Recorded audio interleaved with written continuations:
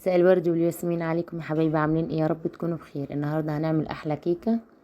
معانا 3 بيضات، معلقه بيكنج باودر، كوبايه لبن، كوبايه سكر، نص كوبايه زيت، كوبايه ونص دقيق، نص كوبايه كاكاو، ومعانا فانيليا. اول حاجه هنبتدي بيها هنضرب البيض مع السكر لغايه ما السكر يدوب معانا تماما بالمضرب الكهرباء او المضرب اليدوي او في الخلاط عادي.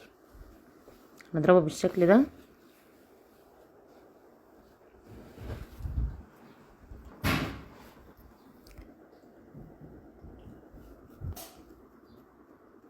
خلاص السكر داب معانا، هنزل عليه بالفانيليا، كوبايه اللبن، ونضرب كويس. اللبن والبيض بدرجة حرارة المطبخ، نص كوباية زيت.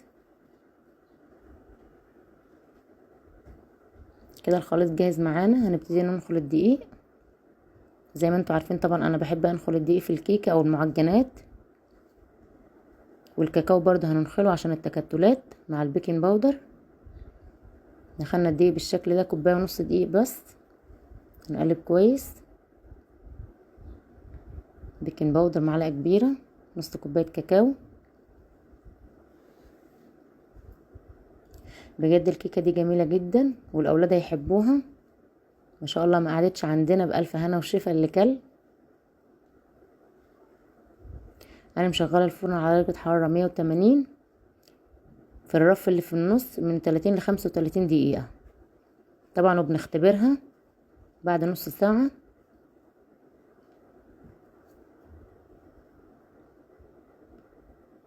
كده الخليط مناسب معانا، هنقلبه كويس.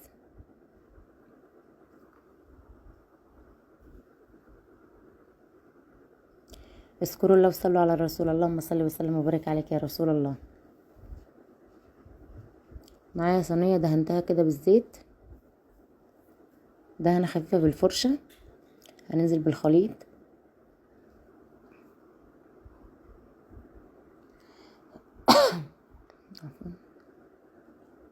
هخبطها كده على الرخامه عشان نخرج منها الهواء.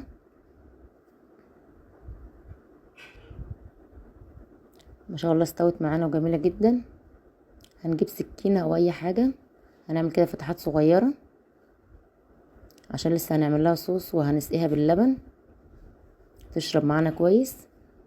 انا سبتها طبعا هديت معانا، نزلت عليها بكوبايه لبن بالشكل ده. هنحضر لها بقى الصوصات بتاعتنا. معانا هنعمل لها كريم شانتيه، معلقه كاكاو، معانا سكر، كوبايه لبن، كوبايه كريم شانتيه. طبعا السكر 3 معالق سكر بس. معانا كيس فانيليا، واللبن لازم يكون مثلج او ميه، ممكن نستخدم ميه بدل اللبن. هنضرب بالشكل ده بالمضرب لغايه ما القوام يتقل معانا.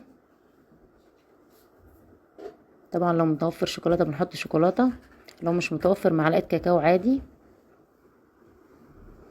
نزلنا كده بمعلقه كاكاو كبيره.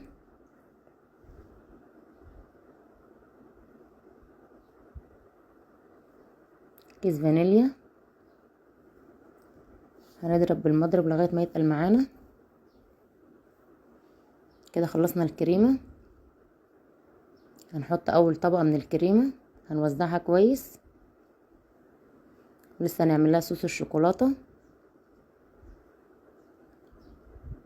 هنسيبها في التلاجة 10 دقايق او نص ساعه لغايه ما صوص الشوكولاته يبرد معانا تماما. ما شاء الله جميله جدا، تحفه.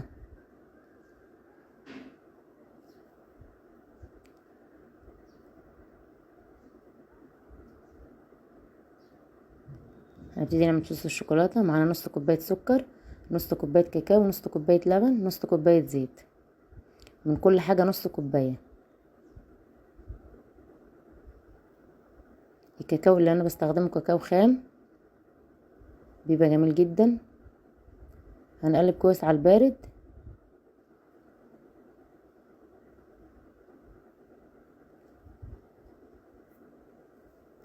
هنرفعه على النار.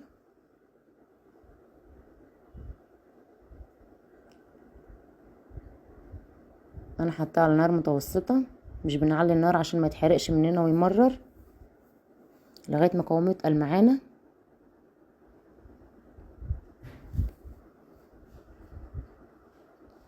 ابتدى قوامه يتقل معانا بالشكل ده. طبعا مش بنسيبه كتير على النار زي ما قلت لكم عشان ما يمررش.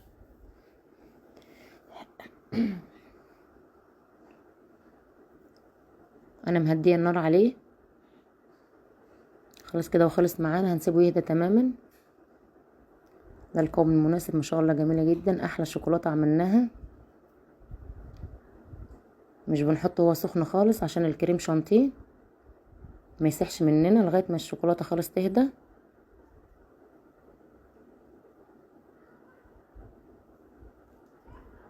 نوزع الشوكولاته بالشكل ده. دي تاني طبقه معانا.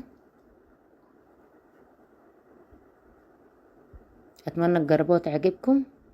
سبتها تستريح في التلاجة 10 دقايق. طبعا احنا في الصيف والشوكولاته بتسيح بسرعه.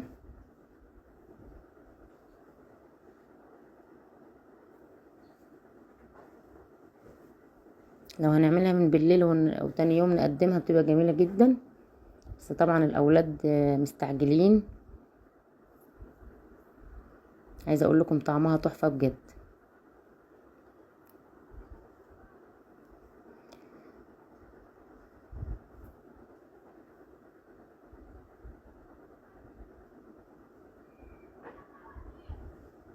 بالشكل ده لازم بقى ندوقها وكده. تحفه. طبعا لو عايزين تقسموها نصين وتحشوها تبقى جميله برضو.